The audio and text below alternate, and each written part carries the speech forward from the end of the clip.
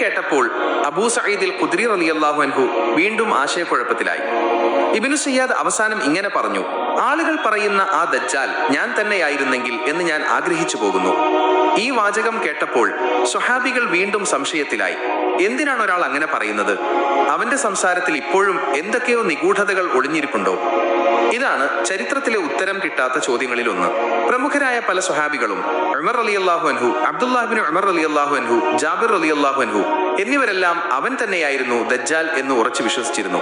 ജാബിർ റളിയല്ലാഹു അൻഹു അള്ളാഹുവിന്റെ പേരിൽ സത്യം ചെയ്ത് പറയുമായിരുന്നു ഇബ്നു സയ്യാദ് തന്നെയാണ് ദജ്ജാൽ എന്ന്.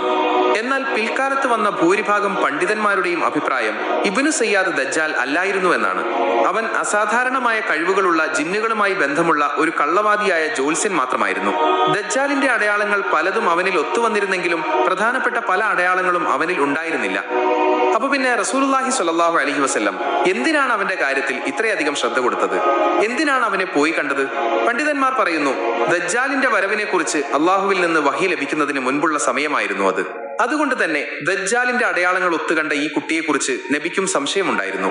പിന്നീട് യഥാർത്ഥ ദജ്ജാലിനെ കുറിച്ചുള്ള വ്യക്തമായ വിവരം ലഭിച്ചപ്പോൾ ഇബ്നു സയ്യാദിന്റെ കാര്യം അവിടുന്ന് വിട്ടുകളഞ്ഞു. ഇബ്നു സയ്യാദിന്റെ അന്ത്യവും നിഗൂഢമായിരുന്നു. ഹർ യുദ്ധത്തിന് ശേഷം അവനെ കാണാതായി എന്ന് പറയപ്പെടുന്നു. അവന്റെ യഥാർത്ഥ അവസ്ഥ എന്തായിരുന്നു എന്ന് അള്ളാഹുവിന് മാത്രമേ അറിയൂ.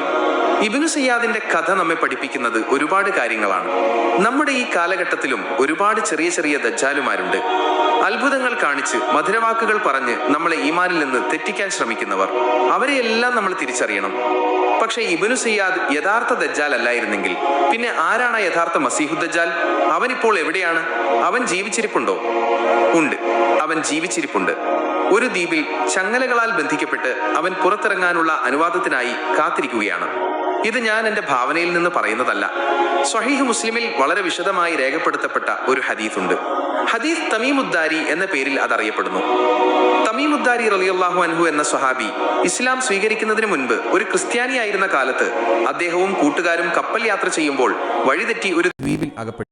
അവിടെ വെച്ച് അവർ ഭയാനകനായ ഒരു ജീവിയെയും പിന്നീട് ചങ്ങലകളിൽ ബന്ധിക്കപ്പെട്ട ഇന്നുവരെ ആരും കണ്ടിട്ടില്ല ഭീമാകാരനായ ഒരു മനുഷ്യനെയും കണ്ടുമുട്ടി. അവർ തമ്മിൽ നടന്ന സംഭാഷണം, ആ മനുഷ്യൻ അവരോട് ചോദിച്ച ചോദ്യങ്ങൾ, അവൻ സ്വയം വെളിപ്പെടുത്തിയ കാര്യങ്ങൾ. തമീമുദ്ദാരി റളിയല്ലാഹു അൻഹു പിന്നീട് മദീനയിൽ വന്ന് ഇസ്ലാം സ്വീകരിച്ച ശേഷം ഈ സംഭവം റസൂലുള്ളാഹി സ്വല്ലല്ലാഹു അലൈഹി വസല്ലമയോട് വിവരിച്ചു. അത് കേട്ട നബി സല്ലല്ലാഹു അലൈഹി വസല്ലം താൻ ദജ്ജാലിനെ കുറിച്ച് പറഞ്ഞ കാര്യങ്ങളുമായി ഈ സംഭവം യോജിക്കുന്നുവെന്ന് സ്ഥിരീകരിച്ചു. എന്നിട്ട് അവിടുന്ന് പള്ളിയിൽ വെച്ച് സ്വഹാബികളെ എല്ലാം ഒരുമിച്ച് കൂട്ടി ഈ സംഭവം വിവരിച്ചു കൊടുത്തു. എന്തായിരുന്നു ആ സംഭവം? ആ ദ്വീപ് എവിടെയാണ്? ദജ്ജാൽ അവരോട് എന്താണ് സംസാരിച്ചത്? ആ ഭയാനകമായ കണ്ടുമുട്ടലിന്റെ പൂർണ്ണമായ വിവരണം ഇൻഷാ അല്ലാഹ് നമുക്ക് അടുത്ത ഭാഗത്തിൽ വിശദമായി സംസാരിക്കാം. യഥാർത്ഥ ദജ്ജാലിന്റെ ഞെട്ടിക്കുന്ന ചരിത്രം തുടങ്ങുന്നത് അവിടെ നിന്നാണ്. പ്രിയപ്പെട്ടവരെ, ഇന്നത്തെ ഈ ഭാഗം നമ്മൾ ഇവിടെ നിർത്തുകയാണ്. ദജ്ജാൽ എന്നത് ഒരു യാഥാർത്ഥ്യമാണ്. അത് നമ്മുടെ ഈമാനിനുള്ള ഏറ്റവും വലിയ പരീക്ഷണമാണ്. അവന്റെ ഫിത്നയിൽ നിന്ന് രക്ഷപ്പെടാൻ അറിവും പ്രാർത്ഥനയും അള്ളാഹുവിലുള്ള അടിയുറച്ച വിശ്വാസവും നമുക്ക് അത്യാവശ്യമാണ്. അള്ളാഹുവെ, ഫിത്നകളുടെ ഈ കാലഘട്ടത്തിൽ ജീവിക്കുന്ന ഞങ്ങളെ നീ കാത്തുരക്ഷിക്കണമേ. ദജ്ജാലിന്റെ ഫിത്നയിൽ നിന്ന് ഞങ്ങളെയും ഞങ്ങളുടെ കുടുംബത്തെയും ഞങ്ങളുടെ ഈ ഉമ്മത്തിനെയും നീ കാത്തുരക്ഷിക്കണമേ തമ്പുരാനെ. ഇന്ന് സംസാരിച്ചതിൽ എന്തെങ്കിലും തെറ്റുകുറ്റങ്ങൾ വന്നിട്ടുണ്ടെങ്കിൽ അത് എന്റെ അറിവില്ലായ്മ കൊണ്ടാണ്. അള്ളാഹു എനിക്കും നിങ്ങൾക്കും പുറത്തു തരട്ടെ.